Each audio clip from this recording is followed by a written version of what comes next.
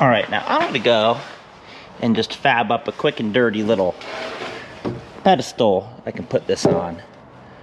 What my great-grandfather would refer to as a no trouble at all job, because that's exactly what it's gonna be.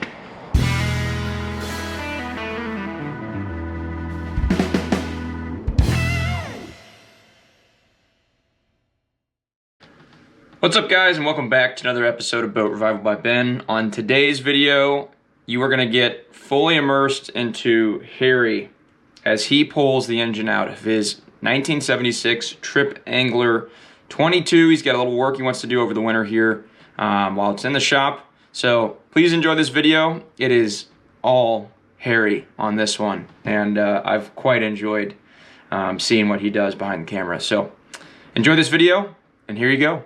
Engine getting pulled out of a old retired workboat. All right, well, Ben's on his way to a wedding, so you guys just have me for today, or however this video is edited. We are driving to the shop in my 87 Mercedes 190 diesel.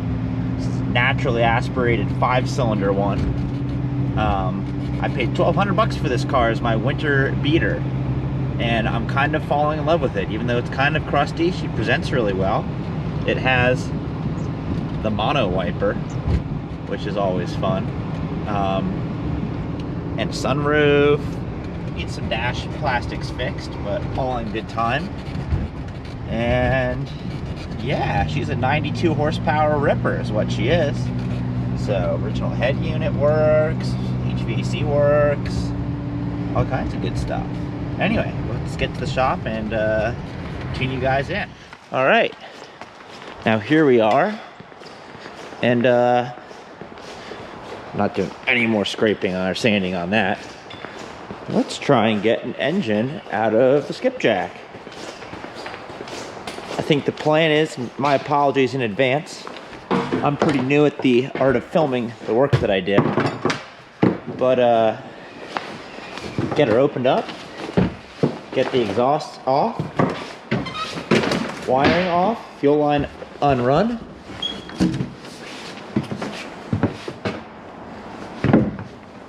and ready to go. So, you know, I've found one of the hardest things about working on boats while filming is there we go, is not being able to listen to music. Because if I try to listen to music while filming, we'll get copyright banned. And then we don't get paid, and then I'm homeless, which is not good. So I think the first thing I'm going to do, oh, that was finger tight, is move this fuel manifold. This is how you choose which tank you want to run off of. Now, believe it or not, on this 22-foot boat, there are 4 fuel tanks, 2 up front, 1 on each side, and then 2 in the back, 1 on each side on the outboard side of the stringers there. Oh, this one was double nutted, but still just finger tight.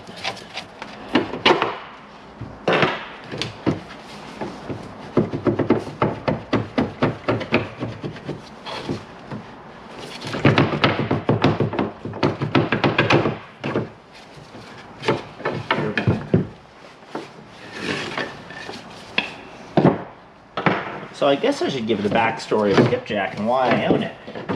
So, when I was growing up, my dad had a Mako 19, and it was actually a pretty cool boat. It was Mako hull number 1, first boat they ever built in 1967. It was the boat at the New York Boat Show, and he loved that boat. But for a very short time, we had another boat. It was a Tripp Angler 18, so the smaller center console version of this boat. And I always thought it was really cool. Now, we didn't hang on to it for all that long. Let's see. Oh, that'll be it. Because it wasn't quite big enough for our family to all go out on. But the Princess Fazula always stuck with me as being a really neat boat. Now, I sold the Mako after my dad passed away. Had it for a few years, decided it wasn't quite what I wanted. And then I was looking for an inboard boat. Now my friend had, or has, a Shamrock 20, which is a nifty little boat. And then some customers at my old job had a Lyman 24. Now the Shamrock wasn't quite big enough for me, and the Lyman was a little bit too much. But as I was searching through Facebook Marketplace, I saw one of these boats sitting on a side in a field in Massachusetts. And I said, well darn, that's a really cool boat. So I ended up finding this boat for sale up in, where was it? Gloucester, Massachusetts. Took a drive up there, looked at it, really hit it off with the guy who owned it. He bought it over 30 years ago and ended up bringing her home. So anyway, well, now that this fuel manifold is loose, see, get a better look at everything. See the coupler down there. I think I'm going to start pulling manifolds or exhaust hoses off, clear the way some more, and then move on to the next thing. Sorry, ADHD all over the place. Need to focus. All right. 5/16 or an 8 mil. Start undoing all of this.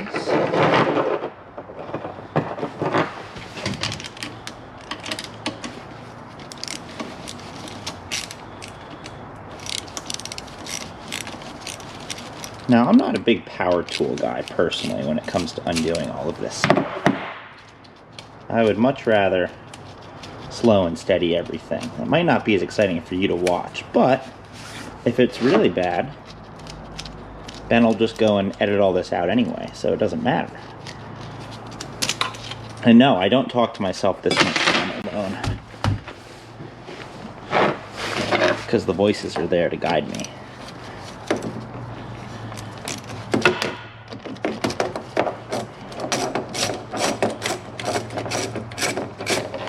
This will be interesting too, because I've never had these hoses off, and I kind of want to get an idea of what my manifolds and risers look like. Because my spring plan, oop, there's a hose clamp. My spring plan is to replace all of that. Now, you couldn't ask for an easier setup, so that's why I'm not too concerned about doing it in the spring versus right now.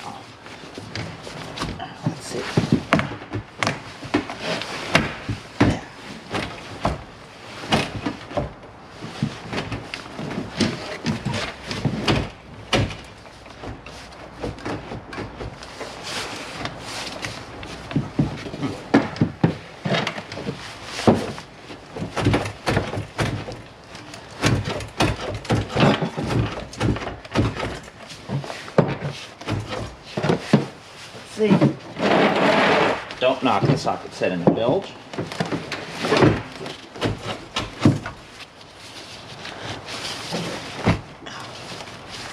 Come on, girl.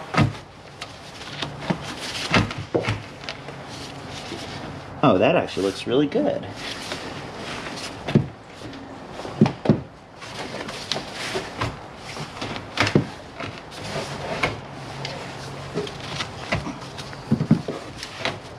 Come on.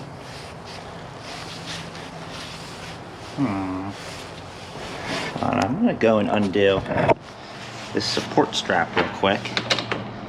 See if that'll help our VMG get some wiggle in the system to help get everything apart. Of course.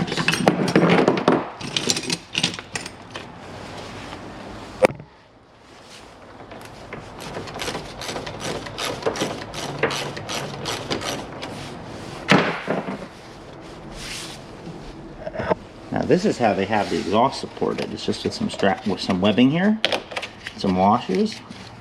I actually kind of like that. And I generally, as opposed to having a parts bin, kind of like to put all my fasteners back on the studs that they came off.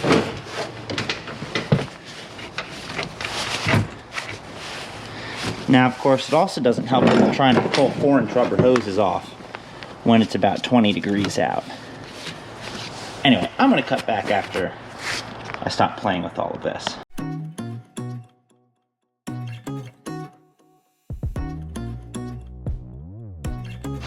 All right, well, of course, right after I switched over to time lapse, I got it on.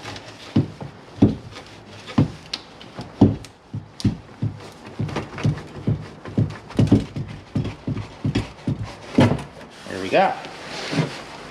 Now let's see how the inside of the exhaust looks. Surprisingly good. So what'll happen a lot is when you're warming up and your manifolds are dry, because I drain my manifolds every time I use it, your exhaust will actually get scorched and you'll start having bubbling inside, but this looks brand new. So that's a win. It's all about the little things, right? There's that one off. Time to the other side.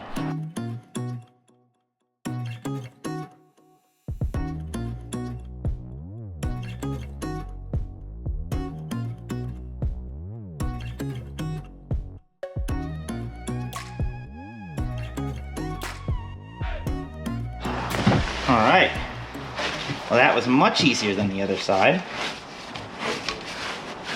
Now that I got the technique down. And there we go. There's the next one removed. Now, I'm gonna say let's do the fuel line, which is just this little guy over here. Doop. Gotta love a carbureted engine. Although I'm gonna be honest with you guys, the long-term plan I have for Skipjack is to put a diesel in it, because then I would feel much more inclined to take it on long trips, because it wouldn't bankrupt me every time I untie from the dock. So if you guys have any recommendations for a good engine that would fit in this boat, diesel wise, let me know, because I'm not going to say that's a next year job, but I'd say it's in the 5-year plan without a doubt. Work smarter, not harder, eh?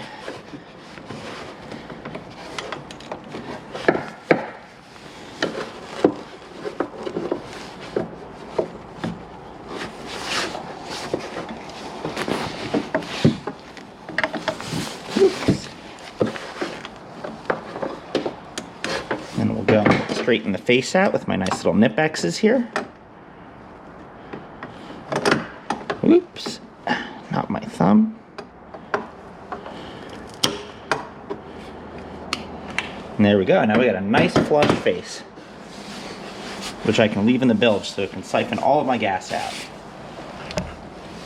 All right, now while we're down here, I can undo the overflow tank.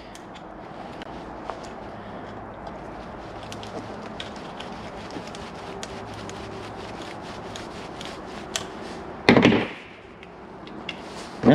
Okay. Meet your fate then. There we go.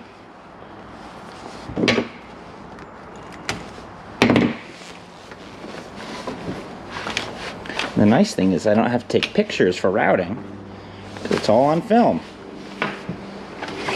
Okay. Next, coming over here, we have the main engine wiring harness.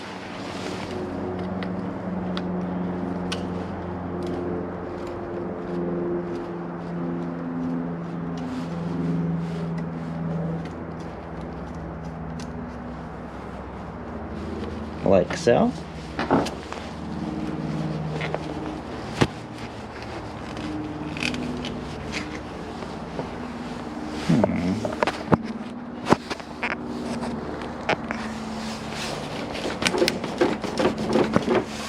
There's that off. Leave that hanging over to the side. Now battery cables. You should have a ground, yep, ground down over there, and a positive over here. Battery switches are already off. Now a lot of people have different thoughts and opinions on what to do with batteries over the winter. Do you bring them inside? If you're cold, they're cold. Do you leave them in? Do you just disconnect terminals? I'm probably going to bring the batteries inside because I'm a single man. I don't really care if there's some batteries sitting in my dining room. Those back on there. That off to the side, like so. Looks like that's a 9/16. That looks like a 9/16 to me. Or not. It was 9/16. You're all gonna hate that, aren't you? Like, he has open ends right there. Yes, but those are Harbor Freight and this is Snap-on.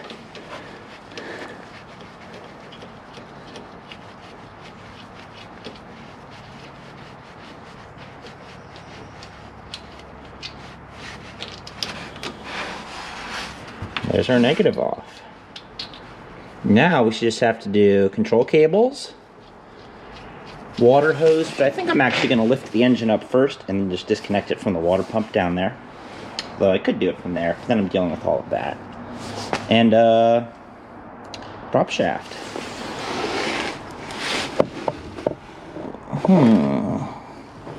Ain't that? Oh, look at that. It's got a flex coupling on it. Ain't that nice? The more you know.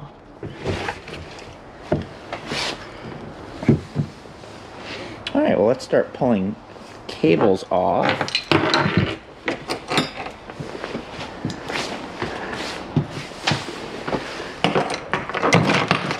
That's looking like a 7/16 to me.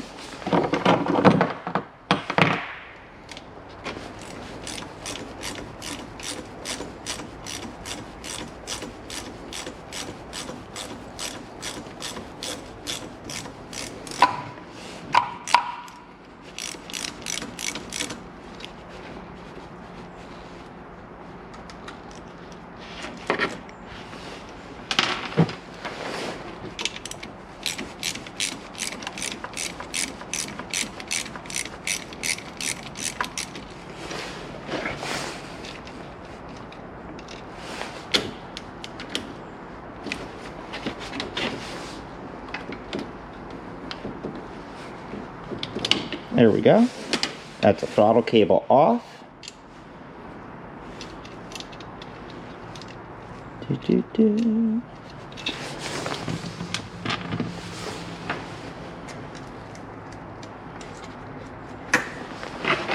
go. Now a shift cable. Leave all the studs where they came out of so I don't end up putting them in the wrong place and wonder why I'm stuck in reverse next year. That would be classic.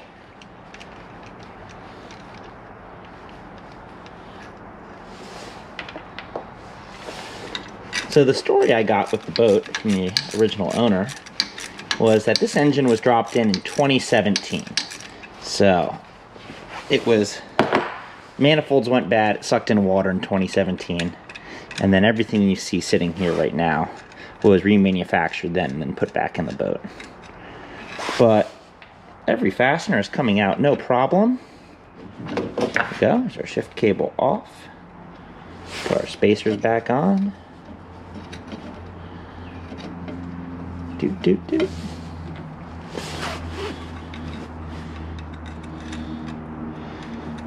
Although I do hate doing prop shaft couplers.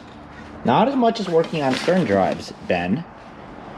But it looks like that is our next step. I just need to go collect my 3/8 drive socket set off the ground, and then we'll start tackling that. All right, so for my next magic trick, we're gonna undo the prop shaft coupler. Now, let's think about the dyslexia here. Lefty-loosey on the bolts. Prop's gonna be spinning that way. Block of wood.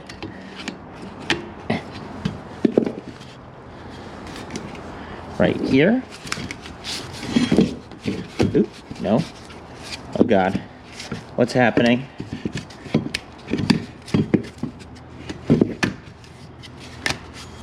Something like that.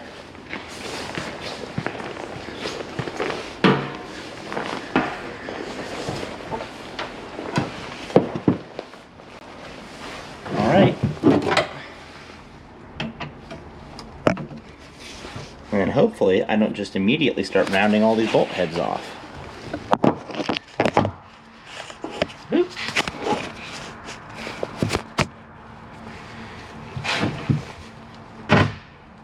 Oop. And there we go. These are going to be getting plenty of Tef gel when I put them back together. Oh god, the camera's at 5%. There's our first bolt out. And hopefully the rest of them are just that easy. If not easier, eh? Alright.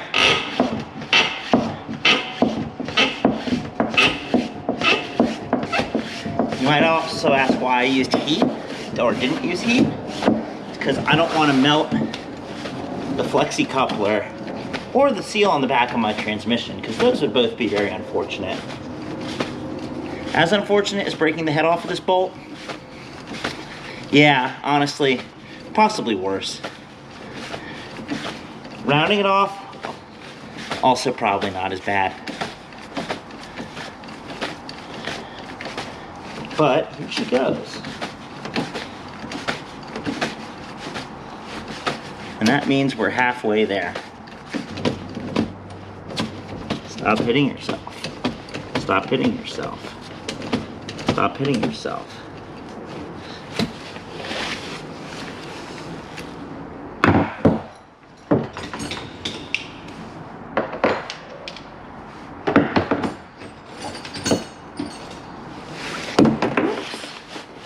Here goes my fancy little guy.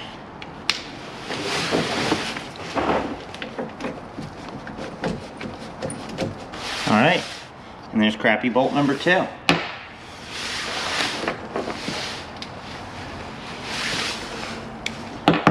let's place our bets for the third one there. How much is this one gonna fight?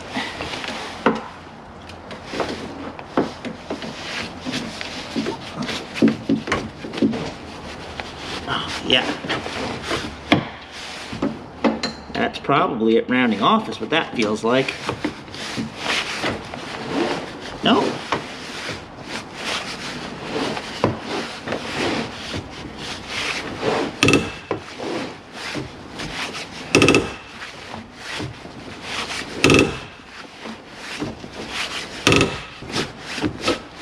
All right, 3 out of 4.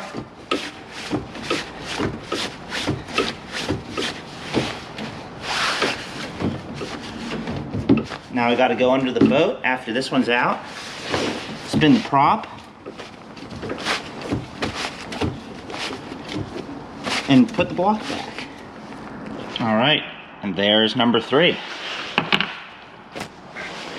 Now we just have one more to ruin my day. Or hopefully not.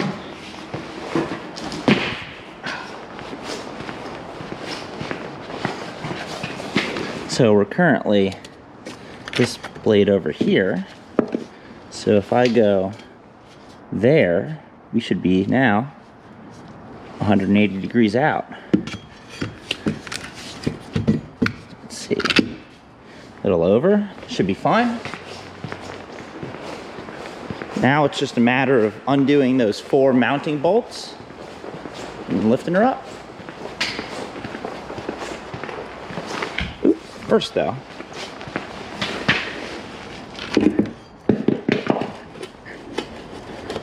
that should be far enough back. See, the cutlass bearing is nice and tight. There's no walk or movement in there.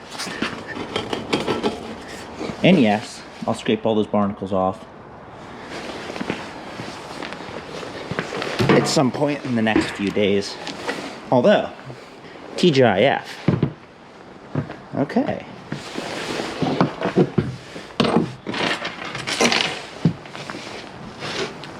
And I think I'm going to break them loose. This guy. And then switch over. This is actually kind of a cool wrench. It says USN on it. It's an old Blue Point. Let's see. There we go. That one's good. That one's so good. It's almost as if I already did these, then forgot to film it. Or the battery died on the camera. And now we'll switch the Nut Rounder 3000.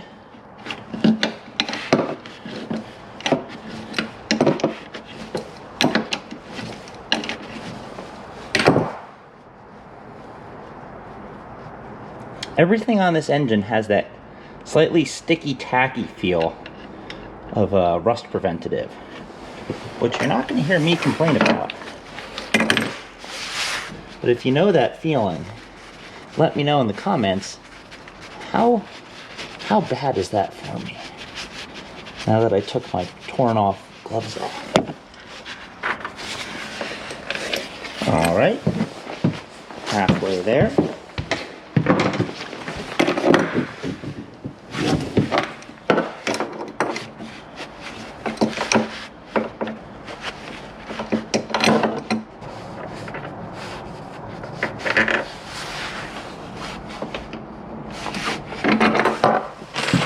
Last but not least,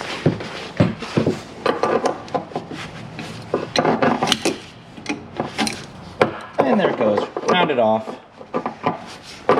like an animal.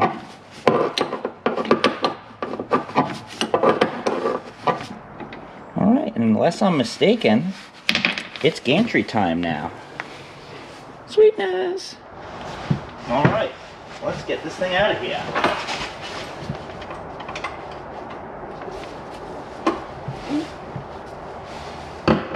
Don't want to break the flames. How else am I going to cook my food?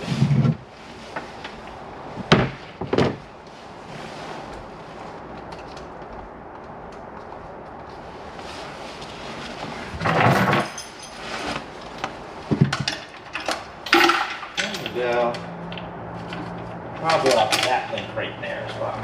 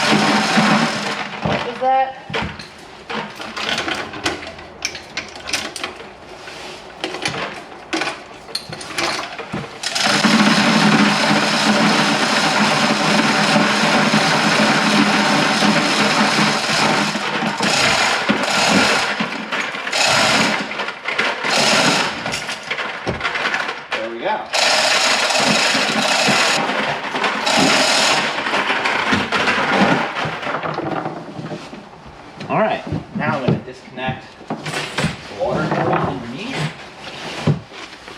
which is somewhere over here.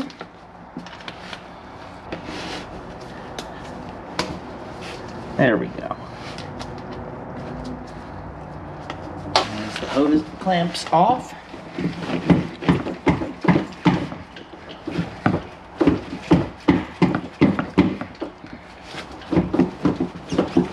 And there's the hose off. Now, back to picking it up.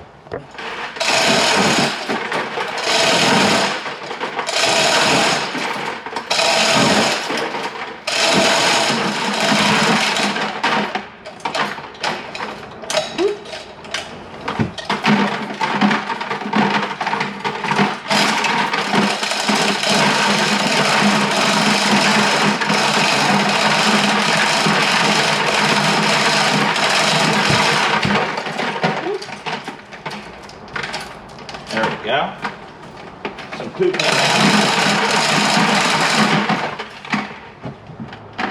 I think that'll clear.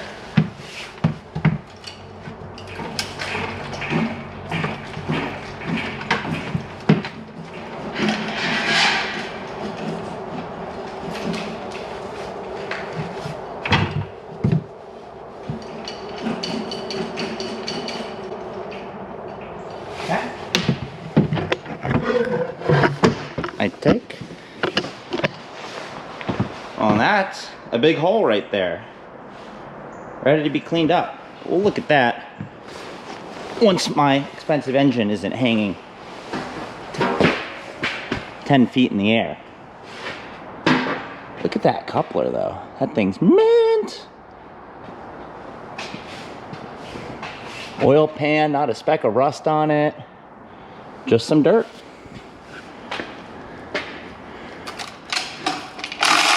Actually, let's look at our reman plate here. All the info we got. It's bored 30 over, makes sense being a 357. Engine was done in 2012. That's some good stuff right there.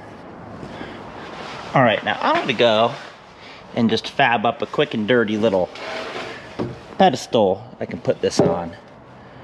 What my great-grandfather would refer to as a no trouble at all job, because that's exactly what it's gonna be. So I'm gonna set it to time lapse and start doing that.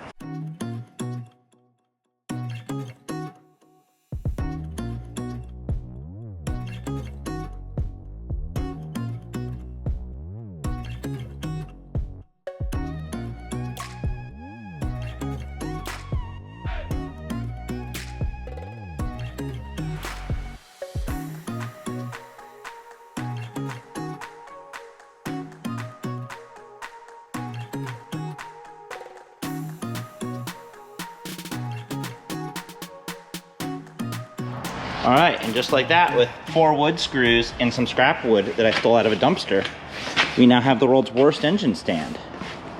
What more can you ask for? Let's go bring her over to her new home, down the shop, and then can wait to start pulling her apart because it's Friday.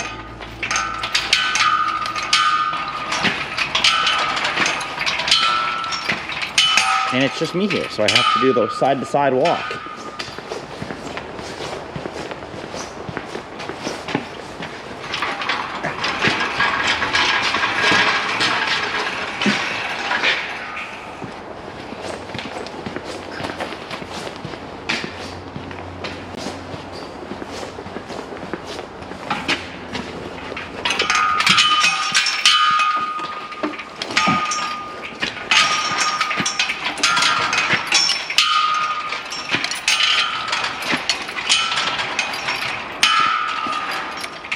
See, Ben, you don't need big blocks. There's nothing wrong with a small block.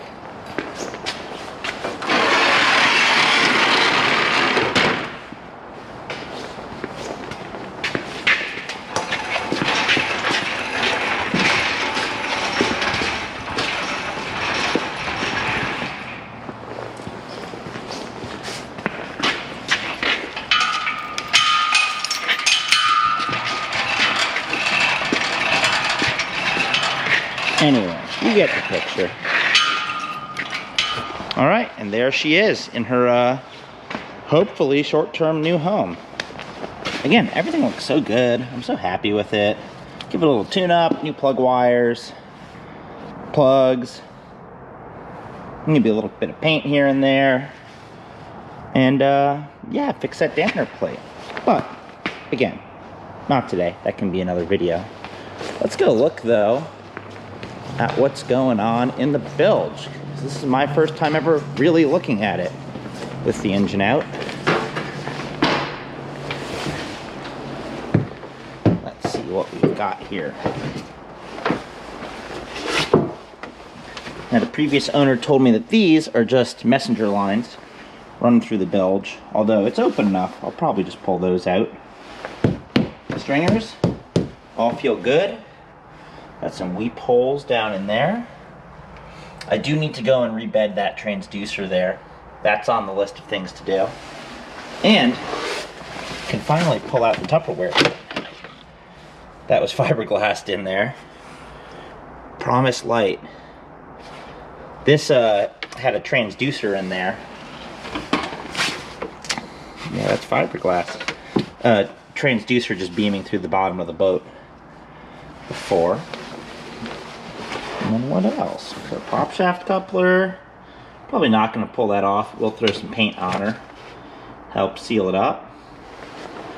rebed that through all. That one does leak right there pretty substantially. So, and I'll probably go add an actual proper strainer. Up in New England, where the water is clean, and the fish have only one head and two eyes, you can get away with just having a strainer on the bottom of the boat. But in the Chesapeake, not so much. But anyway, well, I'm just going to clean all this up here, so you guys don't have to see, and enjoy. All right, well, hopefully you guys enjoyed today's video. Like and subscribe to the YouTube channel, Boat Revival by Ben. We really appreciate you guys hanging around, and let's get into another busy week of a bunch of boat work. So tune in next time, and as always, thank you guys for watching. See ya!